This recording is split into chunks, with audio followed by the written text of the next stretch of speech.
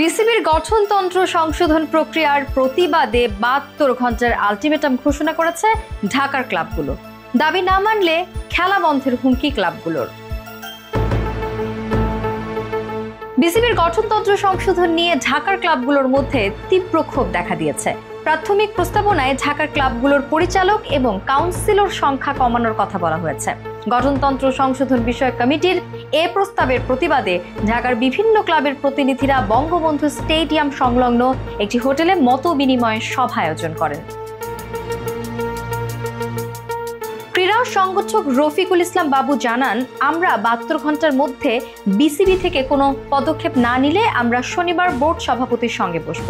সেখানে সমাধান না হলে ঢাকার ক্লাবগুলো খেলায় অংশগ্রহণ করবে না।